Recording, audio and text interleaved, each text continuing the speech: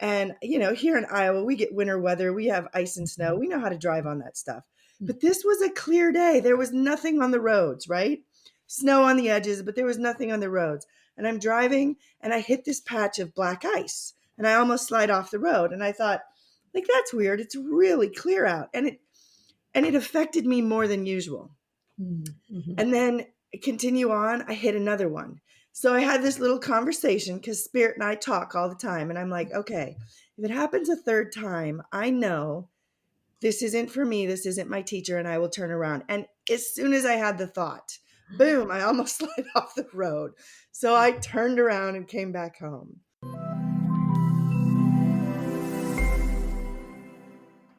Welcome back to Enthusiastically Spiritual. I'm your host, Teresa.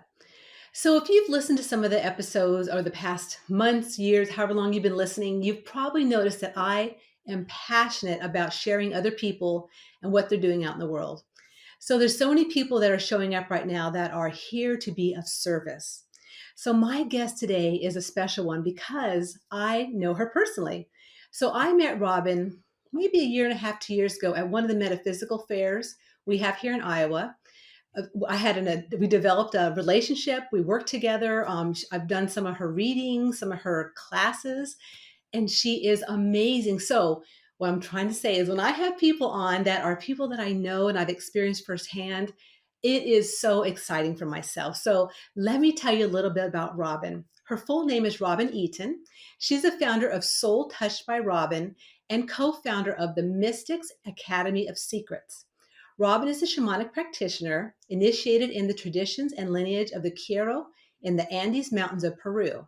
She's also a certified master neurotransformational life coach, a Reiki master teacher, a psychic intuitive, and a spiritual teacher. I am so happy to have Robin here today. And she's also been providing energetic healings, readings, and teachings for over 30 years. So welcome, Robin. Thank you so much for having me. Well, like I said in the intro, I love it when it's someone that I'm connected to energetically and I've worked with and I know. And so to have someone on like that, it just means so much to me because there's so many practitioners in the world.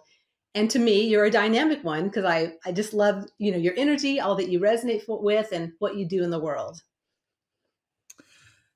Thank you so much. I'm just thrilled to be here. And I love that you're doing this podcast and everything that you're offering out in the world. It's just beautiful when like hearts, spirits find one another because it's like homecoming.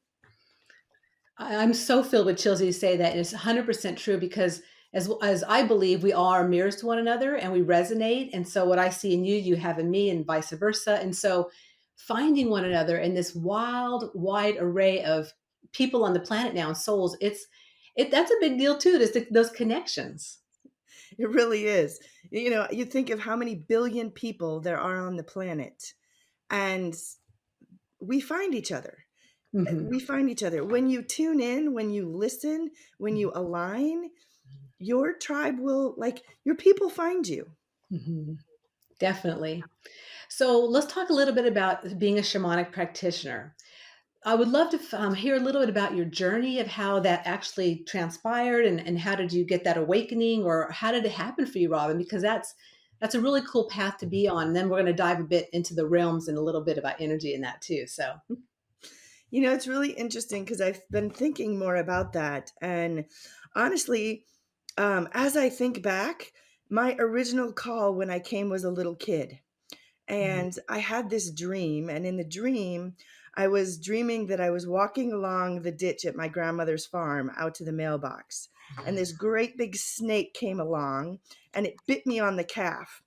And for a little kid, this was a terrifying dream, right? And when I woke up in the morning, I actually had 4 puncture marks on my calf. So it was really freaky. And I truly believe that was the beginning the of all of this, but it wasn't until I would say the last 7-8 years that I was really called to find my roots in it. And what I mean by that is I've been doing energy work, I've been doing readings, I've been a shamanic practitioner because I've been listening to my inner wisdom, and that's what shamanism is all about. Mhm. listening and finding your own medicine. But to get my roots and my foundation in it, it really just started calling to me like I needed some more training. And Mhm. I tried to, so then I went seeking a teacher, which is not the way to go about it. Right? But many of The us do idea do is that. open to a teacher, let the teacher Mhm. find you. So instead, no, I went seeking. And I remember I was driving to a class, and here in Iowa, we get winter weather, we have ice and snow, we know how to drive on that stuff. But this was a clear day. There was nothing on the roads, right? Snow on the edges, but there was nothing on the roads. And I'm driving and I hit this patch of black ice and I almost slide off the road. And I thought, like, that's weird. It's really clear out. And it affected me more than usual. Mhm. Mhm. And then continue on, I hit another one.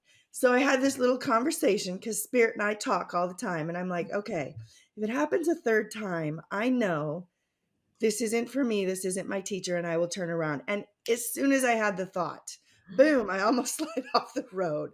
So I turned around and came back home. Mhm. And sure enough, it wasn't long after that that my teacher came to me. I um, and I started off with I took a trip to Peru and I spent 3 weeks traveling with shamans, going from sacred site, Mhm. receiving initiations and taking part in beautiful despacho ceremonies. And it changed my life. It truly changed my world. Mhm. And that was the beginning. Just the beginning. Well, Like, probably part of the path because the beginning was probably coming in, and who knows how many lifetimes ago you were beginning this path, getting ready for this lifetime, right? absolutely. Yeah. So it's interesting that you mentioned like the difference in like working with spirits. So I've come across a lot of people recently that just don't trust and have a lot of things happening in these, what I would say, unseen realms that Mhm. oftentimes we do see with our psychic eyes. And I know as a shamanic practitioner, you do delve into the upper, the middle, and the lower worlds. And I would like you to talk a little bit about maybe what you're noticing and what's shifted lately with these worlds, because I've just come across so many people at events where they're wide open, that some are fearful, some don't know what to do with it, and which way to go with this. So I would love some direction on that with just some perspective from you. Sure. Well, first, let's just explain for a moment the different worlds. So we have and these are real places. These are not, we're not talking imaginary. These are real places. The lower world is that world which is hidden from us. You can kind of think of it as your inner world. It's where, and then the middle world is this world that we walk in. And the upper world is the world where all things are possible. Everything already exists there. We can connect with anyone in the upper world. Anything you can possibly imagine already exists in the upper world. And what I'm sensing and my understanding is that the worlds are actually collapsing in on one another so Mhm. that while we walk in this middle world, we now have easy access and are literally walking in all three worlds at once. And this can be really unsettling for a lot of people, especially those who have maybe been raised in a religious home, which speaks of devils and demons and fear. And so then things start happening, you start seeing things, and you have this like conditioning of, oh, let me put that in this category because that's the only thing that I know it to be. Mhm. But I just don't believe in any of that. Mhm. Right? There are energies, and there are heavier energies and lighter energies. And if you think of your emotions, think of the lightness of joy, of laughter, right? Of how it just bubbles right up out of you. And then think about grief and how grief weighs upon you and settles on, right? So it's really, there is lightness and there is heaviness. And it isn't about, it's not about good and evil. And I think people Mhm. get really caught up in that. And because of that, they get scared. And it's new and new things. Um, we have a habit of labeling something new as scary instead of, oh, like that was new. It was a little startling. I wasn't expecting that. And Mhm. that was new. instead of jumping straight to, oh, that was scary, Mhm, mhm, right? mhm, And so I think that's where a lot of people kind of get caught in the fear. And once you're caught in the fear, it takes some real effort to step yourself back out. mhm, mhm. But the easiest way is with that lightness. Bring in some joy, bring in some laughter, bring in the like, oh my gosh, that was new. That was kind of funny, right? Like, Holy crap! What was that? right? Exactly. Exactly. Well, a couple things about what you said is that came to mind is recently Tom and I were talking about we both had experiences where literally like I was in another place, like in a time frame, and so was he. And I guess what I'm mentioning is like the different worlds and how they're kind of coming together, but the timelines and time zones too. Everything is kind of it seems that we're in a different place. So I guess it's kind of hard to explain, but it was such a interesting feeling, and I mean I was like at a different place in my time zone of this lifetime, and he Hmm. said to me, I did that too recently. Yeah, and I think what's happening is we're stepping in and out of dimensions. We're stepping in and Mm, out of time is a construct that man came up with to help mhm, organize life, right? mhm, But time doesn't really work in a linear fashion. And mhm, so as these worlds are coming together, right? The upper world, everything is possible. So every lifetime you've ever lived exists. mhm, And as they're coming together, we have the ability to step back to another lifetime, to observe and to heal and mhm, to bring that forward in a way where I didn't take that trauma on, mm, right? Your to recover that part of yourself mhm, that never took on the bad story. mhm. That totally makes sense, because when I had that experience, to me it was almost like spirit going, hey, this is what's possible, the ability to go back and forth in different time frames of my life. And I just noticed it. I wasn't fearful or anything like that, which, like you're saying, people can access that. And that's one of the next things I want to talk about is that I recently met a lady who did experience a lot of fear with her psychic abilities Mhm. and the realms and what she's seeing psychically through her, different energies in her house and spirits and stuff. And then she mentioned how she was fearful for her mom, and also from like really movies and the media and the things that we are around and listening to all the times. And God, we're gonna. This is another topic too, but I'm just gonna bring this in. There's all these things that are popping in my head now, Rob, and it's like, and Tom and I were saying the other day too, how there's all this fear around UFOs and aliens. There's Mhm. fears around spirit being psychic. So all these fears are what are out in the realms, and people are just bringing them up as fears. And versus the freedom is understanding that yes, I'm a psychic being. Yes, I'm a soul in an energetic body. Yes, I do see spirit. Yes, I have the ability to go to the upper world, lower world, safely or whatever. But just this ability that we have, and that there's so much fear that's out in the realms trying to keep us scared about things. And this lady was very scared about it. She was so scared. She said, I'm even keeping all my psychic stuff from my little babies because I don't want them to be scared. I'm like, Oh, oh my God. I'm yeah, like, thanks for oh, that. I Like, know. it's we have choice in everything. We have choice Mhm, and we have free will. And I mhm, have a choice on whether or not I turn on that TV that mhm, wants to send all that heavy energy at me. mhm, mhm, And I have a choice in taking on what my mother believes or mhm, listening to my heart and mhm, letting my heart guide me. And mhm, I'm telling you, when you tune in to that wisdom that rests within, I'm not going to say that fear goes away mhm, because I still get scared, mhm, mhm, right? mhm, And fear has its place. mhm, It truly does. Fear is meant to keep us alive. It's an innate part of us, and it isn't about trying to get rid of fear. mhm, But what I've learned is to make friends with the fear. When mhm, fear is showing up, why is it showing up? What am I really afraid of? mhm, And then to go within and listen to what my heart is telling me, because this is all a remembering. And mhm, that's part of when we step in and out, we can do so as an observer because it's a remembering, mhm, right? We don't have to take on the emotions or the stories. We can simply observe and remember and hold the pieces that matter, the lessons. Here's Mhm. my Luna kitty to accentuate that. Beautiful, Luna. Luna Kitty's like, "Yep, that's right. That's right, mama." This is how we do it. That's right. That's how we do it in this house. Hello.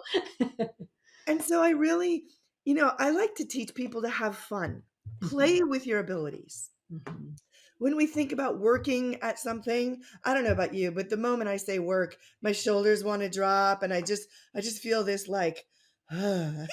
mhm, mhm, But if I say play, there's I let go of the outcome. I let go of expectations mhm, and I can just experiment and see what happens. mhm, Right? And it's really, if I trust in that, in my heart, in that connection to the divine, however you define that. For me, it's creator is the most simple term, but I mhm, think we all talk about the same thing. mhm, And the creator is within me and I have access, right? I am of the creator. Like, and so if I just go within and listen to that voice, all of the answers are there. And that's what the shamanic path truly is about. It's so you don't need me as your intermediary or your teacher anymore because you've found your own medicine and mhm, you're listening within. And mhm, sometimes you may come out and want to have a conversation because you're all excited or you want a little validation or like you're trying to process and integrate it. And that's beautiful. But we all need to come back to our own medicine mhm, because we all have that. And that's I get asked all the time, what is the purpose of my life? Everybody wants to know their purpose. mhm, And nobody wants the real answer because they don't believe it. mhm, But the real answer is to live. That is the purpose of life. It mhm, is to live and experience mhm, and enjoy and trust in that wisdom of your own soul. Follow your heart. mhm. And when you're here, when you're going through things, try to enjoy that and understand what you're going through, your learnings, because it's all just the process. It's all just step by step. And I 100%, because the word I was getting, yeah, and just to be present, to like Yes. be present in the moments to enjoy it. And allow yourself to feel the emotions because I guarantee if you don't let yourself feel it now, it is going to bury itself in your body and it Mhm, is going to show up when at a time when you least expect it, least want it. It is not going anywhere. mhm, mhm. Yeah. So I want to talk a little bit about something you do called soul retrievals, which I recently had one done, which was amazing. And like a lot of things that that's come into my realm at the right timing, the right place, the right person. And that's how I look at a lot of healing modalities and different paths that we can all take on, whether it be shamanic work, breath work, whatever, right? Reiki, whatever. It's the right timing. So I was ready for a soul retrieval. I'd heard about them for years. I didn't know exactly what it was, even though I had some kind of, but I really wasn't sure, right, Robin, until I had it. So I'd love for you to talk about soul retrievals because if there's someone out there listening that's ready for this, and if it resonates with them, for myself, this was it was a game changer. I hate that cliche, but it was a game changer, and it's really shifted my energy and moving forward and what I'm here to really do day by day. So I'd love for you to share a little about the soul retrievals. Oh, I'm like so excited and happy for you. It just makes my heart sing to hear that. Mm, Um, Soul retrieval is a beautiful practice. So when we go through a trauma, there is a piece of you that separates off before that trauma, right? That's and it goes into hiding. And and we can call it your soul piece, but some people get caught up in like, oh God, I don't have my whole soul. Let's call it a piece of your essence, right? So there's a piece of you that goes into hiding and waits for you to be ready to reclaim it. And it's that part of you that never went through the trauma, that never took that on as the pain and the trauma that you took on, that never stepped into that story. And so it's this beautiful whole piece of you.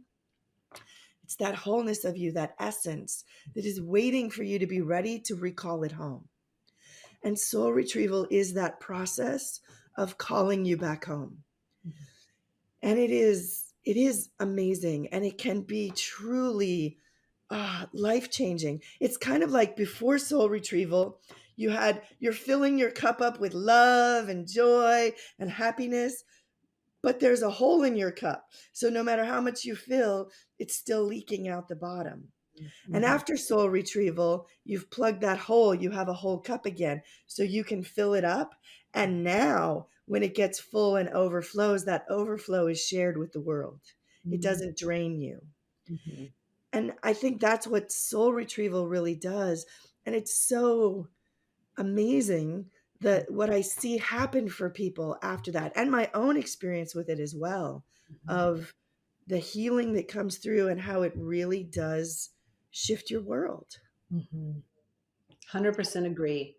And so it obviously is just one piece of many things that you do as a shamanic Yeah. practitioner, because you offer workshops, you have your beautiful stone oracle readings. That's how I met you. So those are amazing. So I'd like you to talk a little bit about that and how you, because I don't know how you do it, but it's so amazing. So the stone oracle, I have a set of 13 little stones that have agreed to work with me to help people. And I use a divination mat. Um, the Pacos in the Andes would throw coca leaves, and when I was learning, like I just didn't have the same connection to the coca plant that they do.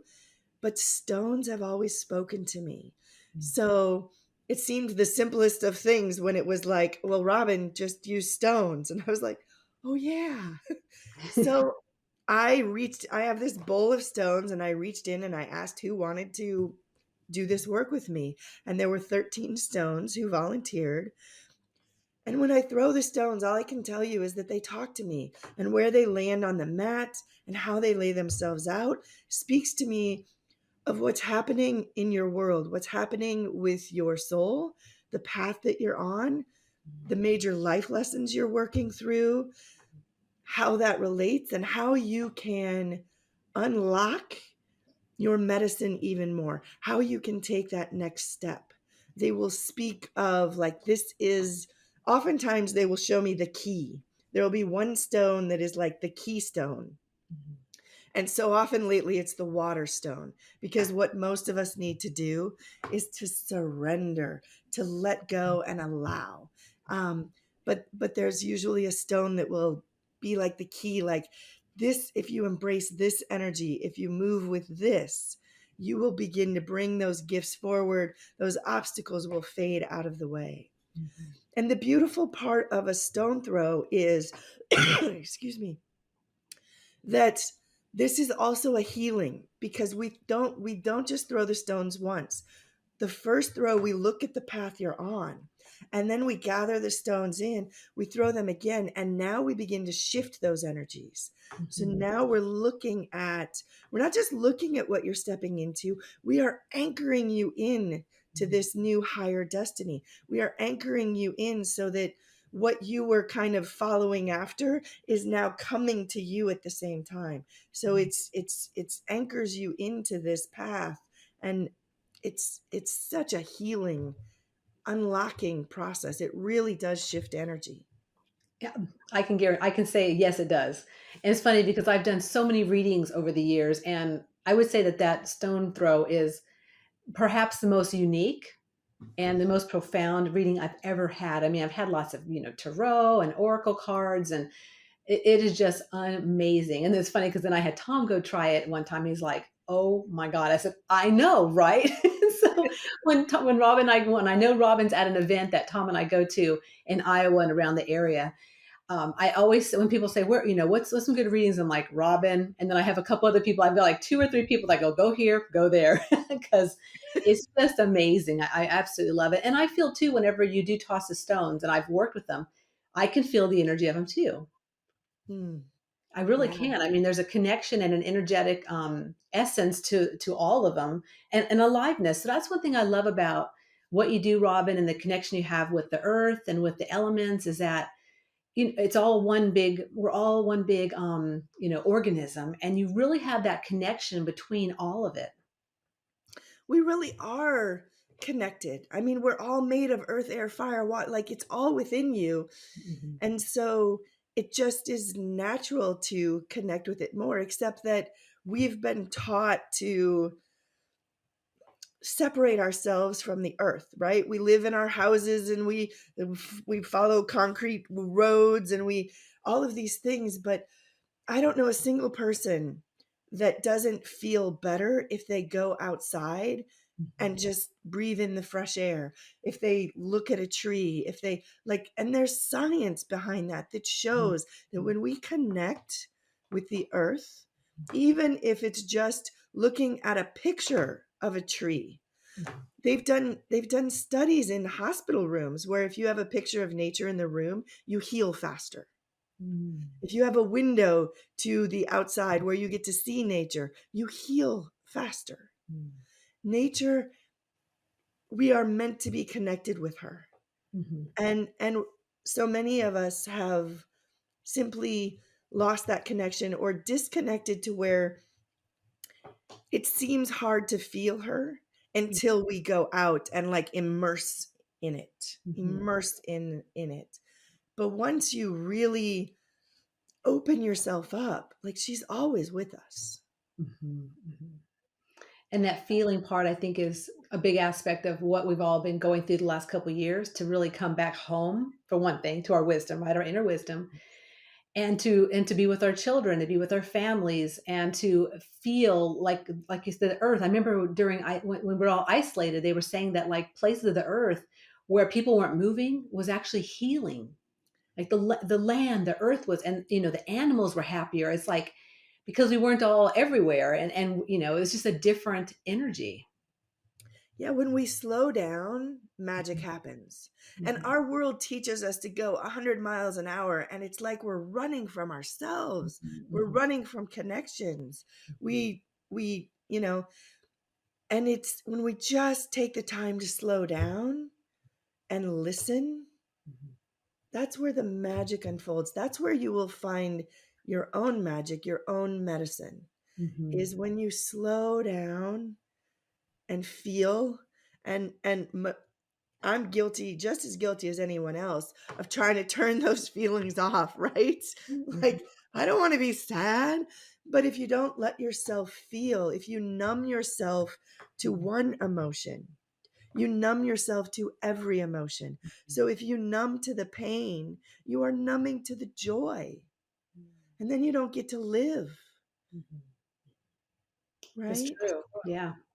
But I also do feel that we're at this point as a collective that, well, I do feel it's a critical point. I feel like almost like we're at the precipice Mm-hmm. of jumping off. And so, and what that, looks like once we jump, we're not quite certain yet, but that comes back to, the inner wisdom and feeling and surrendering and slowing down. So all the key things you've mentioned today in this podcast, Robin, really are a culmination of where we're at as a soul on this dimension and this earth.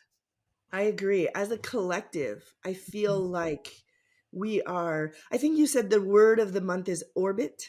Hmm. And it feels like as a collective, we are shifting our orbit. We are shifting back home. We are recognizing our connection to Hmm. ourselves, to one another, and beyond just the earth, right? I mean, you mentioned earlier, like we are not the only life forms in this. There's so much out there. And that is coming to light as well. That is coming more to where more and more people are seeing and having their own experiences and recognizing. It's the remembering, right? We've been asleep.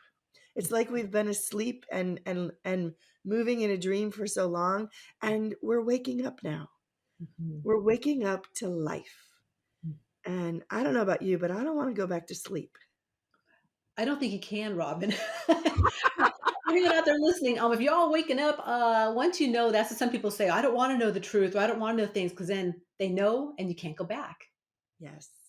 Like, I Yeah. mean, I guess you really can, but not that easy. I don't You think it. have to work really hard at it.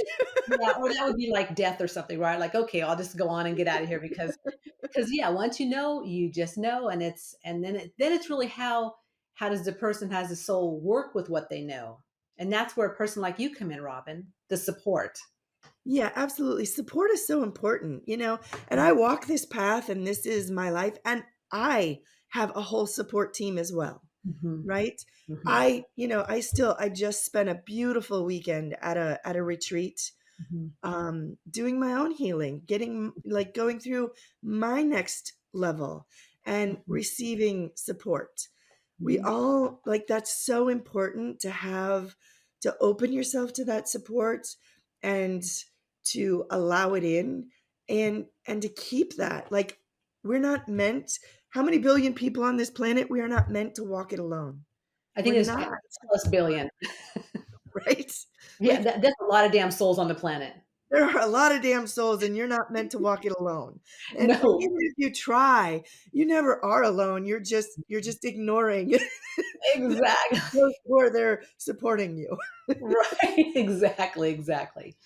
Well, Robin, I'm so thrilled you've come on today because I just love you so much and I love what you do and I love your energy and I love what you bring forth in your services. So let's talk a little about that because I'd love for people to know that are listening that if this resonates, this conversation around shamanic practitioner and around, healing work with Robin, that you have some beautiful things that you can offer. Yeah, if this resonates for anyone, honestly, I have things to offer at all levels. Whether you're just exploring this, there are classes that you can get into, or a reading that might help open that, all the way up to one on one personal coaching and mentoring, where we really spend 3 to 6 months like diving into opening you up to your own medicine, because that's really what it is, and trusting in it. Mhm. So if this speaks to you, please reach out to me. My website is soultouchedbyrobin.com. You can find me on Instagram or Facebook under the same name, Soul Touched by Robin. And I'm happy, like, you're welcome to call me directly. Literally, my phone number is 515-850-6789. And if you call and tell me that Teresa sent you, I'll give you a deal. Oh, dude. Well, if I'm going to call you when we're done. No, I'm just I love I love you, Teresa so Robin. much. She sends people to me all the time, and I just love her heart and what she offers into the world. And yeah, We're beautiful mirrors to one another, right? we are. Absolutely. Thank you so much for coming on today. And all your information will definitely be in the show notes so people can connect with you. Well, thanks for listening in to another episode of Enthusiastically Spiritual. And again, I'm just so grateful that Robin came on, one of my dear close friends and practitioners here in the Midwest. And I hope that you enjoyed this episode. I hope that you might have heard something for your soul, maybe something that gave you a spark inside of you for, working with your healing team, working, finding support for your journey, and or maybe perhaps connecting with Robin, who is an amazing practitioner. So until next week, if you have not subscribed, please make sure you do subscribe to this podcast, and so that you don't miss any of the upcoming episodes that are released every Tuesday. And also, please share with your friends and family and like. And hey, if you want to leave me a comment, that would be awesome too. Also, make sure that you do check out Pod Inbox if you would like to have any questions for me about anything else spiritual or about this episode or anything that comes to mind. I'll be happy to answer questions there for you at podinbox.com. And so, otherwise, until next time, please remember that life is too short to not be enthusiastic about your unique journey.